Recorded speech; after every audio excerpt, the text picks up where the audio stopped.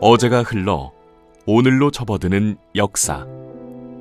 그것에 담긴 기억과 기록의 증거. 생명을 불어넣고 지키며 내일로 이어주는 문화재 보존.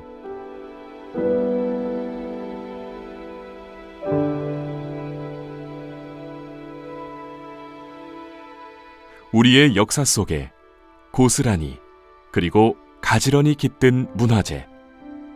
복식 유물 속으로 들어가 봅니다.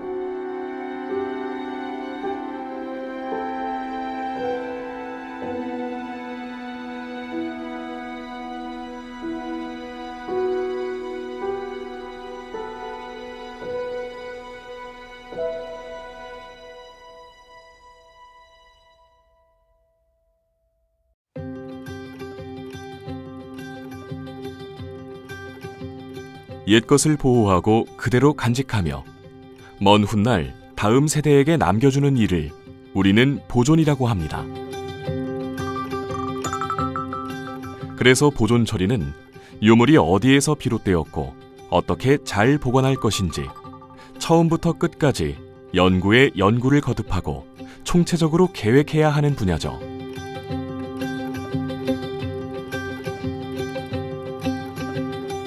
우리에게 주어진 유물을 보다 효과적으로 보존하기 위해서는 먼저 그 대상의 구성과 기초 특성을 알아야 합니다.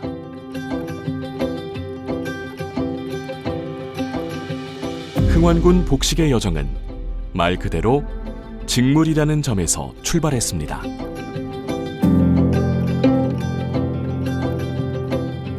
그러니까 직물은 굉장히 다양해서 그러니까 직물을 짜는 사람, 비단을 짜기 전에 실을 만드는 사람, 그 실을 만들기 위해서 뇌고치를 키우는 사람, 그렇게 해서 비단이 짜지면은 이거를 다시 가공을 해서 염색을 한다거나 그런 다음에 옷을 짓게 되죠. 그래서 그 옷을 지어서 그거를 사람들이 사용한 거기 때문에 오염도 많이 되고 시간이 흐르면서 환경에 따라서 벌레도 먹고. 보존 처리 과정은 마치 환자를 진료하는 과정과 비슷합니다. 환자 상태를 파악하듯이 유물을 인문학적으로 또 자연과학적인 접근으로 사전 조사를 합니다. 흥완군의 유물은 복식이었기 때문에 옷의 생김새를 보고 그 과정에서 섬유의 종류, 손상 정도를 분석하고 기록하는 것입니다. 이제 복식이고 의복이니까 전체적인 형태와 구성물들이 있는데 그것들이 이제 뭐 일부가 떨어졌다거나 외형적으로 어디가 크게 손상이 됐다거나 이런 외형적인 조사가 있고 또는 그리고 그것이 끝나면 이제 조금 더 면밀하게 또 이렇게 더 미세하게 들어가는 거죠.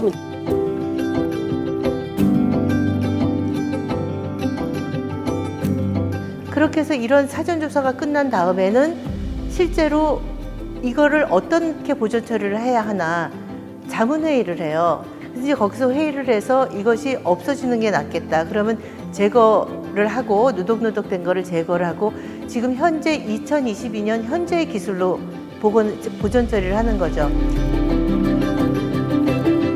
흥완군 복식 유물의 경우 최대한 구김이 가지 않도록 편채로 소매 부분만 접어 보관했기 때문에 형태적 변형이나 구김이 많지는 않았지만 부분적으로 생활과 세월의 구김이 있었습니다. 또 일부 변색이나 퇴색도 보였고 황변 같은 색상 퇴화도 상당히 진행됐으며 대기 중 먼지나 더러움 역시 앞으로 퇴화를 가져올 것으로 예상됐습니다. 사람이 착용하는 옷이라는 특성상 기세 동정이나 바닥에 닿는 돌연에서는 마모된 부분이 많은 데다가 가는 실로 성글게 직조된 견직물이기 때문에 찢어진 상태가 많은 것이 사실이었습니다. 자, 이제 상태를 파악했으니 진단이 내려질 차례입니다.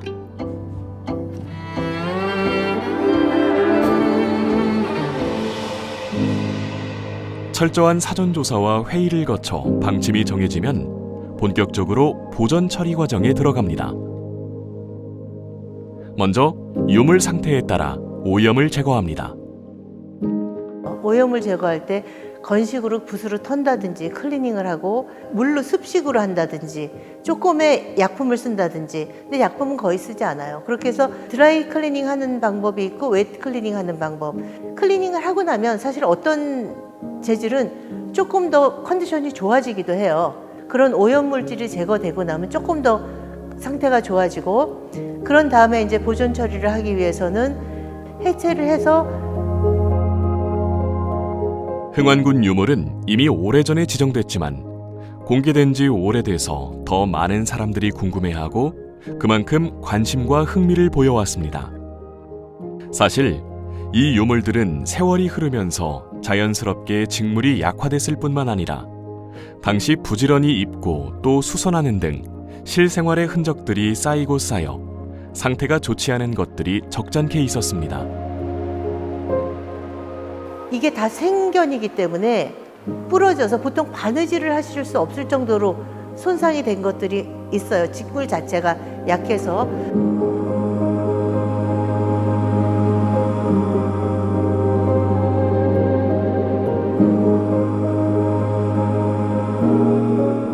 그 비단이 가진 그 느낌을 그대로 유지시키면서 보존 처리하는 거, 그게 가장 그러니까 한 겹에 얇게 투명하게 보이는 것도 겹치면은 진해지잖아요. 그러니까 그런 느낌으로 옷을 지어서 입었는데 그런 느낌을 그대로 가져가는 거가 굉장히 중요하죠. 그리고 워낙 누덕누덕 많이 보수가 된 인물들이에요.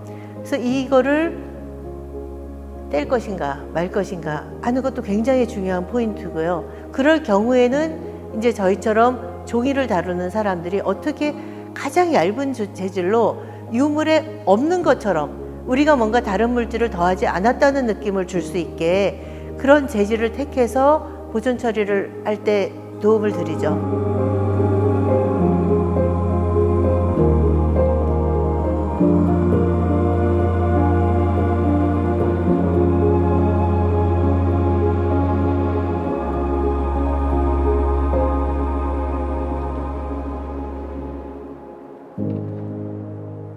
그러니까 문화재 보존 처리라는 거는 어떤 재질이든지 똑같은데 만들었던 작업을 거꾸로 가는 거예요. 만들었던 거를 거꾸로 해체를 해서 다시 보존 처리한 다음에 다시 조립하는 과정.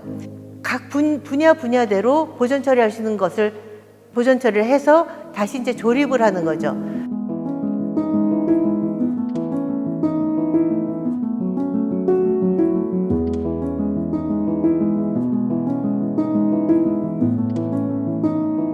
시기에 특징적으로 그런 사직물이나 아주 소박하지만 화려한 직물이 쓰였기 때문에, 근데 그게 생사다 보니까, 생사라는 게 정년을 안 한 직물이다 보니까 손상이 훨씬 더 빨리 진행되거든요. 그래서 지금 상태가 나쁜 그런 불안정한 직물을 복원하기 위해서 굉장히 노력들을 하고, 직물을 실제로 보수하기 위해서 유물과 똑같이 직조를 해서 그걸 사용해서 보수를 진행했습니다.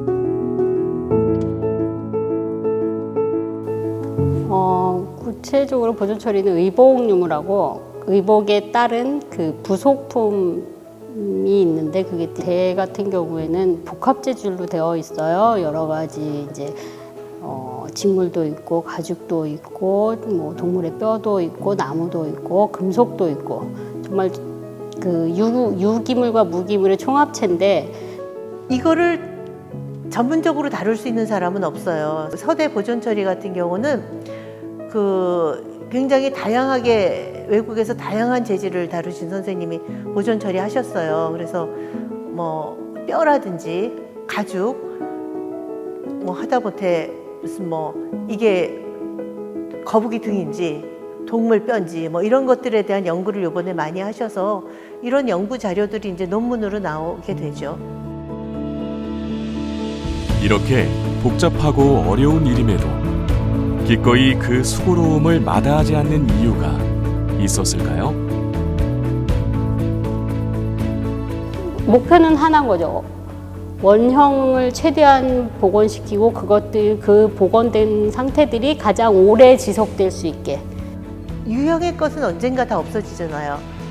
그러니까 우리가 할 수 있는 작업은 우리가 아무리 최선을 다한다 해도 이 유물이 영원히 가게 할 수는 없어요. 그렇기 때문에 어떻게 하면 손상되는 속도를 줄일 것인가. 우리는 그동안 너무나 자연스럽고 당연하게, 하지만 막연하게 문화재를, 유물을 보존해야 한다고만 알고 있었습니다. 지금은 더 나아가 문화재를 지키는 것, 아니 지켜내는 것이 얼마나 더욱 가치 있는 일인지 다시 생각해 볼 때입니다. 돌이킬 수 없는 유물이고 돌아갈 수 없는 역사이기에 문화재 보존은 장인의 정신으로 전문가의 손길을 거치고 지켜져야 하지 않을까요?